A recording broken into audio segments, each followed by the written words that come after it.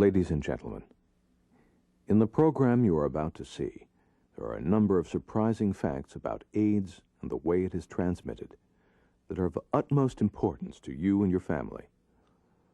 These facts should already be common knowledge to everyone, but to this day, many of these crucial facts have not been available to the public.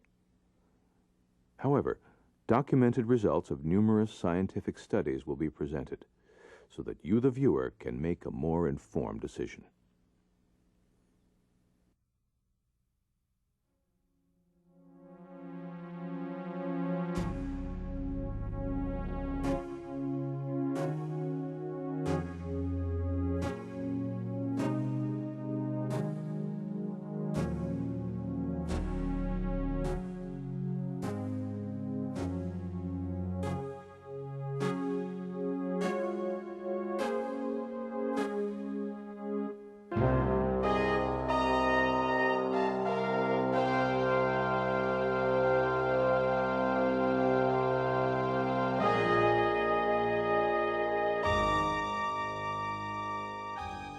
AIDS is a very serious problem, one that is affecting our nation in ever-increasing ways, with an impact on elementary education to Supreme Court decisions.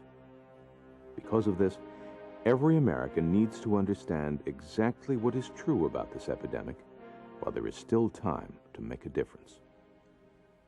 What our research has found is that information from public health authorities is often filtered through political agendas, allowing a tremendous amount of misinformation to be circulated about the disease.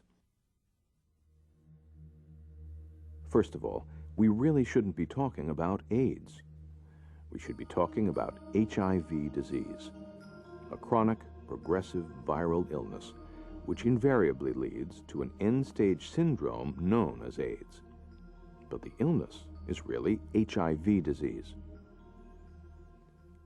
Fundamentally, HIV is a member of a class of viruses called retroviruses. We know from previous experience with other retroviruses that HIV has the ability to enter the body and copy its RNA into viral DNA, which then becomes part of the genes of the host cell for the life of that person. Just as a house is built using a blueprint, the HIV virus changes the blueprint of the cells of the body and thereby radically alters their structure. As stated by Dr. Robert Redfield, Jr., Senior Medical Advisor for Americans for a Sound AIDS-HIV Policy, ASAP, HIV positive status means that the person has not only been exposed, but has been infected. That infection begins an HIV disease process which 8 to 15 years later results in end-stage AIDS and death. By failing to admit that HIV positive status meant infection, leading ultimately to AIDS, there was justification for not beginning routine testing to allow early diagnosis of HIV, contacting partners of those infected, and thereby breaking the chain of transmission. The second significant fact regarding HIV is that it attacks the very immune defense mechanism which is there to protect us against infection.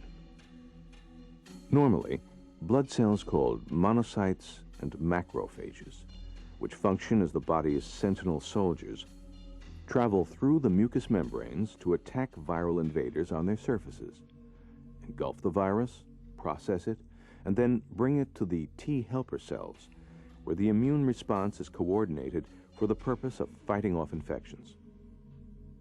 When the HIV virus is brought back to the T helper cells in the case of HIV, reproduction of the virus within the T cells actually kills these cells. As a consequence, T helper cells, which coordinate the way the body will fight off infection, are gradually destroyed, while more HIV continues to be produced by monocytes and macrophages. While the HIV virus can be transmitted through the exchange of blood, sharing of contaminated needles through intravenous drug abuse, during childbirth and breastfeeding, the predominant means of transmission remains through sexual contact. The scientific research community has long understood that the transmission of HIV is readily bidirectional, men to women or women to men. Yet for a long time, the people of our country were given to understand that this was a difficult virus to spread from a woman to a man, because many within the public health community erroneously concluded that HIV was essentially a blood-borne disease that was transmitted where rips, tears, or ulcerations of mucous membranes were present. This position was taken even in light of published scientific research which indicated otherwise, that the retrovirus could be spread even without a direct tearing of the mucous membranes. The reality is, therefore, that HIV is essentially not a blood-borne disease, virus-to-blood transmission, but rather predominantly a virus-to-mucous membrane disease, primarily spread through intimate sexual contact and sexual intercourse. This is a sexually transmitted disease predominantly. The mechanism is the virus going to mucous membranes because mucous membranes house white blood cells, which are our primary defense against this virus. The mucous membranes are found wherever sex occurs. The white blood cells, again, are the target and ultimate host of the virus. And so where sex occurs, where infected body fluids go from an infected individual to an uninfected individual, we'll see transmissions. If a person is at risk for a sexually transmitted disease, they are also at risk for AIDS. According to the Medical Institute for Sexual Health in Austin, Texas, 12 million people in the United States are newly infected with a sexually transmitted disease each year. 1 in 5 Americans between 15 and 55 years are infected with an STD, and 63% of newly infected are less than 25 years of age. Following the initial HIV infection, which often goes undetected, a silent subclinical process will go on for perhaps 8 to 15 years. This means that on average, even 10 years after infection, people can still appear to be quite healthy and quite normal in all of their activities, even though from the viewpoint of their immunological status, they are actually very sick and highly infectious.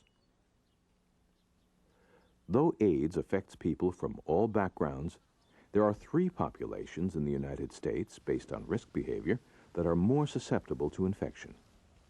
The first involves homosexual men. The second, intravenous drug users. And the third involves sexually active heterosexuals, especially teenagers and young adults. One fact that is very disturbing to many within the scientific community in dealing with HIV is that only the AIDS cases, that is, the people who have actually come down with the final terminal stage of HIV disease, are reported to the Centers for Disease Control, or CDC.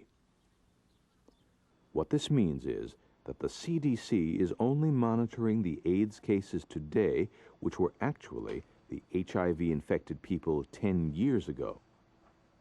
Yet what is needed is to understand just how widespread and prevalent the HIV infection is in our society today. Unfortunately, practices such as confidential routine testing and early diagnosis are not being done in the public health arena. We have an epidemic today that is underground. It was driven there by the same policy that said that individuals should have the opportunity to come forward to be tested. Now, we put, in respect to this epidemic, the burden on the back of people who often didn't even know they had been exposed to somebody infected to somehow miraculously come forward voluntarily to be tested, rather than to be encouraged to be tested when they had contact with people in the medical community, as is historically done with every other disease. All we have are estimates of the number of infections from the CDC based on what is called seroprevalence studies. For example, in a hepatitis B cohort study starting in 1978, blood was drawn and saved from 6,800 homosexual men in San Francisco to discover the prevalence of hepatitis B virus. Once we had the antibody test for HIV, those 1978 blood samples were retested, and it was discovered that in this population within San Francisco, 3 in 100 had been infected with HIV. In 1980, it was 20 in 100. And by 1990, it was 80 in 100, or 80% of this population. HIV is also moving quickly through the intravenous drug-abusing population, with estimates of between 50 to 60% saturation. Prostitution to support drug addiction compounds the problem. But since we know that this is primarily a sexually transmitted disease, it is imperative that we look at the college-age and high school-age young people of our country, which is the newest group at greatest risk. As reported in an AIDS briefing, co-sponsored by the ASAP in Washington, D.C. on May 8, 1992, estimates of infection in teens and young adults in 1989 were 1 in 1,000. In 1990, 1 in 500. In 1991, 1 in 300, and in 1992, 1 in 100. In the large northeastern cities, with regard to Black and Hispanic students under the age of 21, the estimate is 1 in 40. In Washington, D.C., among all students under 21, the estimate is 1 in 60. The New England Journal of Medicine, in August 1992, reported a CDC survey of patients treated at 20 hospitals, which revealed 4.7% were HIV infected of almost 200,000 people tested. In light of this alarming reality, particularly when one considers how fast the virus is spreading among the sexually active young people of America, we want to look very carefully at our public health policy and educational programs designed to prevent the spread of HIV. These existing policies and programs are based primarily on 3 assumptions that, under closer investigation, will prove to be false. The first of these assumptions is that HIV disease should be handled in a different manner than other sexually communicable diseases. Traditional public health policy, which would involve early diagnosis through routine confidential testing and partner notification, the very cornerstones of public health policy, are not adequately utilized.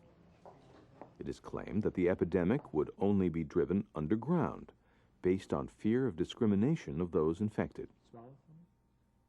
This fear of disclosure of identity clearly drove policy formation early in the epidemic. It's less true today because we have a much broader epidemic, and the concerns of the gay community in respect to disclosure of identity is not consistent with concerns of other communities now infected. So we will have an evolving policy that will implement more of the traditional, proven medical and public health practices. The late tennis player and civil rights activist Arthur Ashe mentioned in one of his very last television interviews that he had some concerns about confusing public health policy on AIDS with the gay rights agenda. He was very careful not to draw a moral line, that was a very serious concern of his. He did not want to be considered unsympathetic to a group that has defined its fight for social recognition in civil rights terms. Yet, he recognized quite clearly that it was very harmful to the overall public health effort to have the two intermingled. And until the society is willing to separate them, that will be a great handicap to achieving a sound public health policy.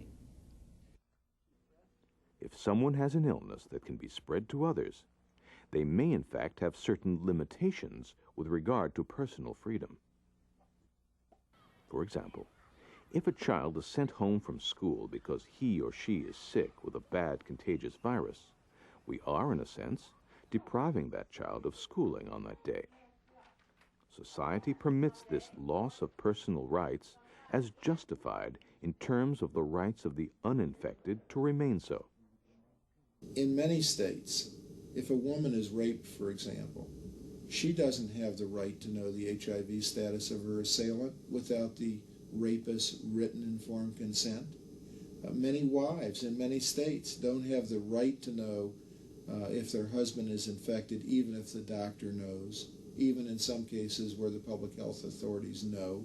If he doesn't give written informed consent, she can't find out. Children in New York again. If a minor is HIV positive, without the minor's written informed consent, the parents can't find out. Consider, for example, the fact that in many states, healthcare workers cannot know the HIV status of their patients in order that they might offer optimum medical care as well as take precautions for their own protection against transmission of the virus. In fact, the very basis of sound medical practice is to make a diagnosis before you treat a patient. In this case, early diagnosis is being discouraged, so much so that many doctors feel unable to bring up the subject with their patients. And patients have been denied the right to know if their own doctors and dentists have been infected. The second assumption, which has been repeated over and over again, is that our society, and particularly our youth, who are at greatest risk, will inevitably be involved in sex as unmarried teens. And I think it's an extremely dangerous attitude.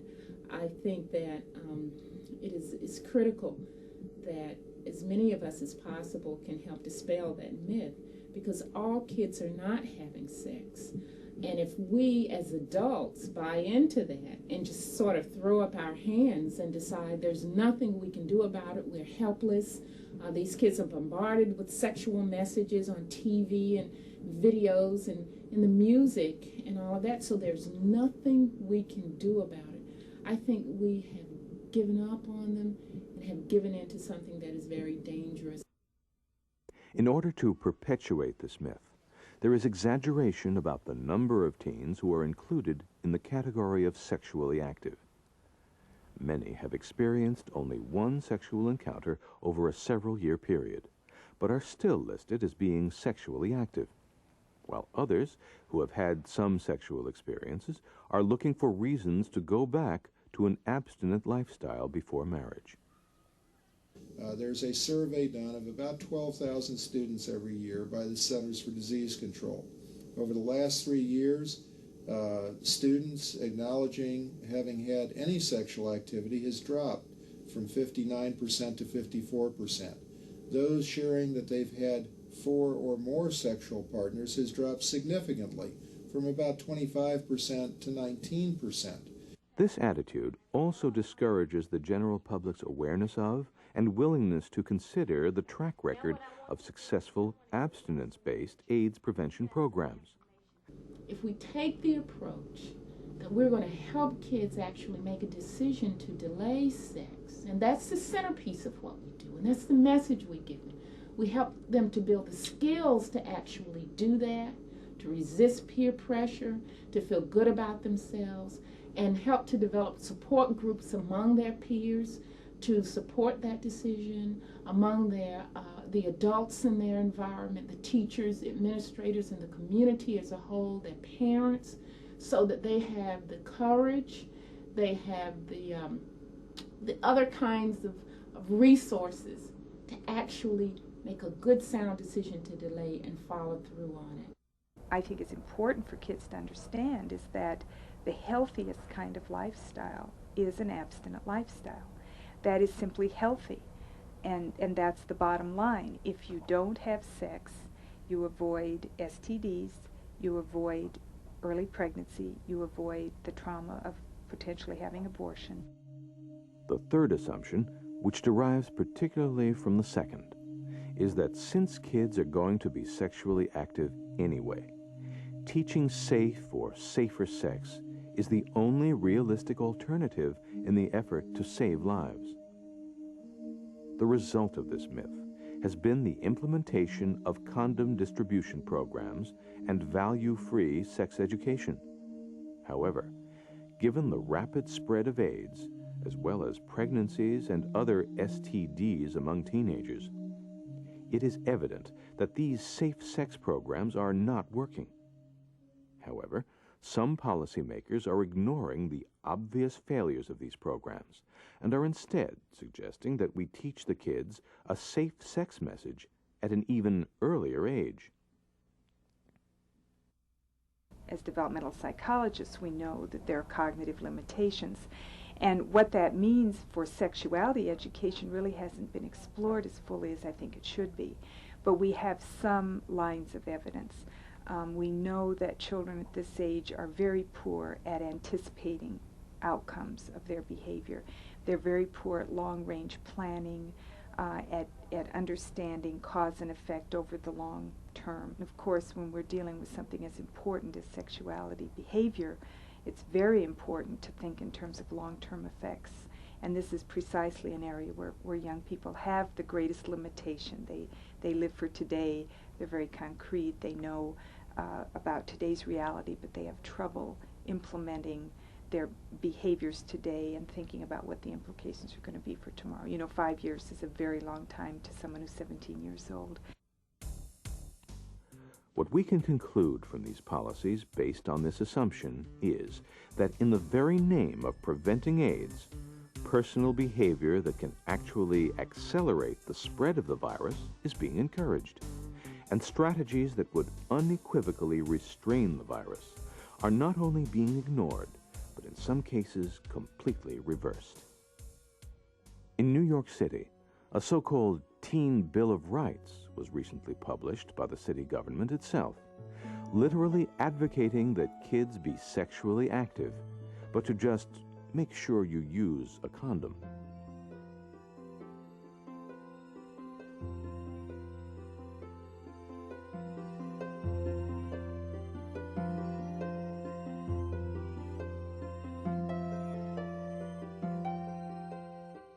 I think the debate is and should be, what do we tell our young people about condoms? In what setting do we tell these kids? Do we go in to a school system where we have this group of kids that are in different developmental levels, different experiences and so forth, and just indiscriminately begin to talk about condoms and how to use them and what flavors and all of that, with the attitude that we know most of you are going to be sexually involved anyway, so this is what, we're going to give you this information. In addition, there is explicit non-age appropriate sex education in the 4th grade, and orientation to different sexual lifestyles, even in the 1st grade, is aggressively promoted. All of this is done in the name of tolerance and a realistic approach to the HIV crisis. I think that it is appropriate that we should encourage our kids always to avoid stereotyping and abusive behavior, that we should avoid behavior which is punitive and cruel. I mean, I think these are always things that you want, but I think you can do that in general ways without, in other words, kids need to be aware that if someone is different, they don't make fun of them because they're different. That fact, relating to homosexuality, I think children can understand that in general terms, that if someone is different, you don't abuse them. And that's what we want them to learn. But to introduce the ideas about homosexuality and to try to start talking about what is a very complex psychological situation, I think it's an overload for these kids, and I don't think they understand it, and I don't think they place it appropriately in their conceptual system of human relationships. Since this type of health and educational policy is in place throughout much of our society, it really is necessary for us to carefully examine this so-called safe or safer sex message and determine its scientific, medical, and psychological validity regarding sexual activity, condoms, and HIV. Even the whole concept of safe sex has gone through its own evolution. Consider, for example, safe sex with regard to HIV was first defined as vaginal intercourse, with or without a condom. When it was believed that HIV was primarily spread through homosexual activity, and particularly anal sex, safe sex was then defined with an emphasis on avoiding anal sex.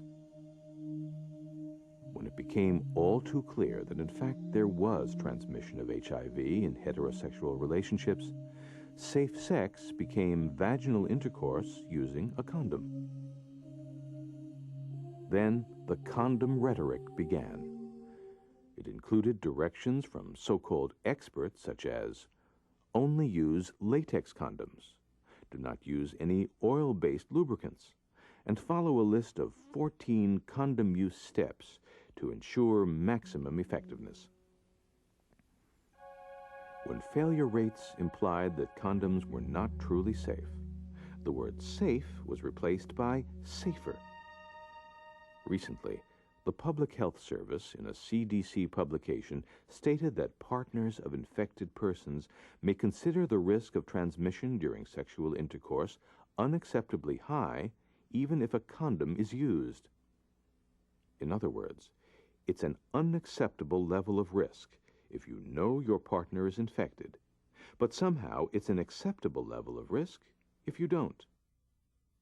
These kids are having a problem dealing with going from one partner to the other, and I think that you aren't using good common sense if you think that these kids are later in life going to develop healthy monogamous relationships after they've spent years in their developmental lives going from one partner to the next.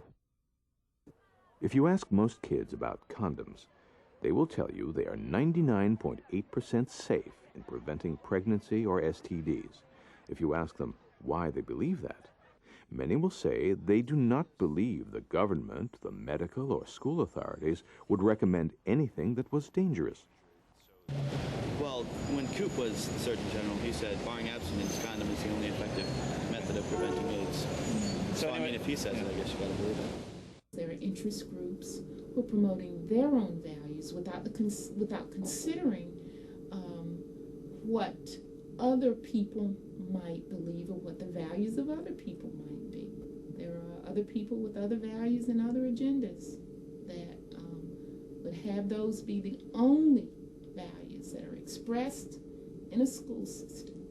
And if anyone says anything different, then they are labeled as fanatics, and especially religious fanatics. They're labeled as being unrealistic, impractical, haters, hate mongrels, homophobics, and anything else. The culture is telling them in every way that they are not in any grave danger. Couple this with the teenagers' feeling of invulnerability and mistaken idea that AIDS is a gay men's disease, and we have a fertile ground for the harvest of a massive epidemic. And they truly believe that they are invulnerable. I mean, if you talk to them, they will say, well, sure, you know, I mean, obviously kids get pregnant and you should use a condom, or you shouldn't have sex, or you should only do it on safety, but I'm different. You know, it won't affect me because I'm different. I don't have to worry about that. It's almost as though they don't see themselves as being part of the normal statistical probabilities. In the January-February 1992 issue of Family Planning Perspectives, the official journal of Planned Parenthood, in a one-year study, condom failure rates for pregnancy for students under the age of 20 were between 13.2% to 27.3%. In respect to promoting them as a birth control mechanism, the FDA won't allow that. Why? Because they don't work. They fail too often. If condoms are ineffective in terms of preventing pregnancy, how can they be expected to prevent a viral, sexually transmitted disease for which they were never designed? Consider that in pregnancy, only the women can become pregnant. But with HIV, either partner can become infected. A woman is fertile approximately 60 days per year. HIV can be transmitted every day of the year. A failure in contraception devices is to gain a life. A failure with regard to HIV transmission is to lose a life. I mean, the child has told you, this is what I'm going to do tonight. I don't think anyone would tell them, well, don't use this condom, because some degree of protection is better than absolutely nothing. But what we want the kids to know is that this condom is not a silver bullet. It is not magic. You put it on, you do have a high chance of getting AIDS and chlamydia and syphilis and getting pregnant. And it's more than a piece of latex to protect you. We want the kids to understand what the risk factors are, because we've had too many kids in our presentations with their mouths hanging open saying, we never knew that. Oh my God, if I had known that, I wouldn't have gone out with him. Information from specialists within the latex rubber industry indicates their concern that there are intrinsic defects within the latex that are 100 times the size of the HIV which cannot be picked up by the usual testing procedures.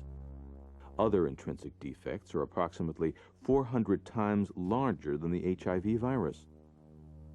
HIV is also approximately 450 times smaller than a sperm. To give a rough estimate of the spatial relationships involved, the intrinsic defect in a condom could be considered the size of a football field compared to the HIV virus, the size of a football. Dental dams, another great idea and suggestion in this issue. Have we any evidence at all that they are efficacious, that they work? No, but they're promoted even by law in some states, that condoms, non-oxyl 9, and dental dams have to be taught to young people as a means of preventing the spread of HIV, all without any scientific evidence that they work. One shocking study by Dr. Margaret Fischel of the University of Miami, reported at the 1987 Third International Conference on AIDS, involved a group of AIDS patients whose spouses were negative for the virus. After 18 months, 1 in 6, approximately 17%, became infected, despite the use of condoms. So if you have adults who are responsible, who are motivated to use the condoms correctly, and they still have a high transmission rate, what do you think you're going to get with kids who are at a certain developmental level, that if they put them on at all, they probably will not use them properly? How can we possibly talk in terms of safer? It will perhaps reduce the risk of transmission, but it will not eliminate it. It can be concluded that condoms at best are just a delaying tactic. They buy time. Lethal risk is the more scientifically accurate way of describing the level of danger involved. We're talking about kids who are 100% protected. They're virginal, they are not engaging in any kind of behavior, they're not having sex, they're not doing anything that puts them at risk. Okay, so they're 100% safe, and in that situation the risk factors are totally different. And I think that when we go to adolescents and say, treat this as a very casual thing, you can have sex if you want it, but if you use a condom it'll make you safe, we're obviously lying to them and to ourselves, because the risk factor is that we're putting them at risk by recommending sex in the first place, and then saying, now that we've put you at risk, we're going to reduce that risk by saying put on a condom. In Planned Parenthood's January-February 1992 journal, serious reservations about condoms were expressed. Most disturbing of all, in fact, is that 10 years into the AIDS epidemic, we have so little understanding of the efficiency of condoms during use. Based on the well-respected research report by the Hudson Institute entitled The Catastrophe Ahead, the best-case scenario is that there will be dramatic change in people's personal behavior and significant advancement in treatment of the HIV disease. Yet even with this best-case scenario, by the year 2002, the number of AIDS cases will rise to about 6 times higher than in 1988. The total number of AIDS-related deaths will be estimated to be 15 times the accumulated total of 1988. The middle case scenario is predicated on the hope that there would be a pronounced degree of behavioral change and some progress in medical intervention. Based on this possibility, by the year 2002, almost 6 million Americans will be HIV infected, with 1.6 million already dead and another 500,000 dying. In the worst case scenario, where there is only a modest degree of behavioral change and no significant medical solutions emerging until after the turn of the century, more than 8% of Americans aged 15 to 50 could be infected by the year 2002. That is, more than 14 million Americans, and almost 3.5 million could be dead and dying. In terms of socioeconomic impact, none is more threatening to our country than the polarization of American society that can grow out of this epidemic. It is very easy to see how a gap could develop between the sick and well, with each side fearful of, angry at, and inclined to blame the other.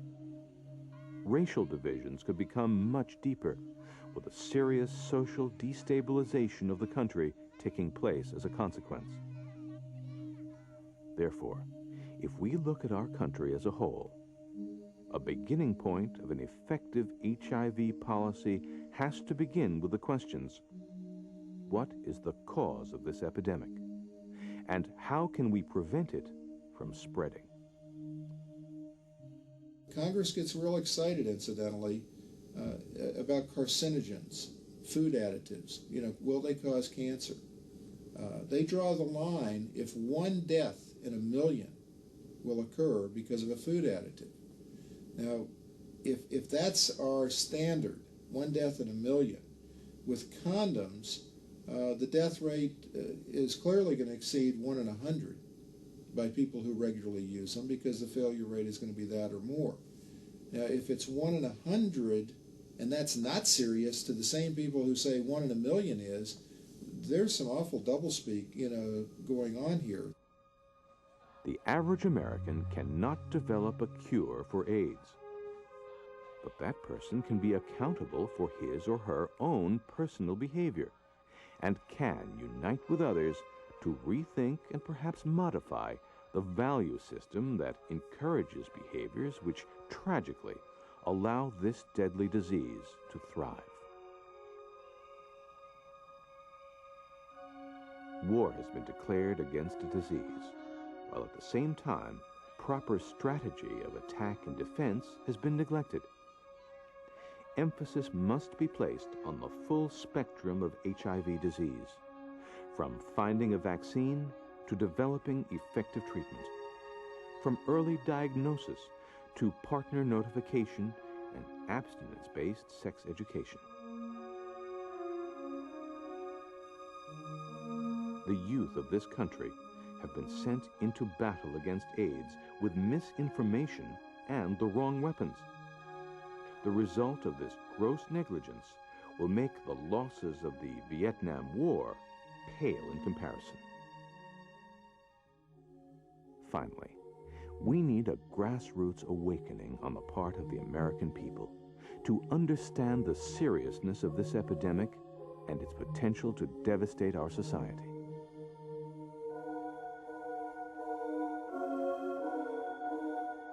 Encourage our society to develop a sound medical and compassionate response that is based on the strong ethical priorities and enduring values that sustained this country through other monumental challenges throughout its history. To act, know the facts, call your local public health administrators, your congressmen and senators. Take action. Express your opinion. become a new kind of AIDS activist, a true AIDS activist.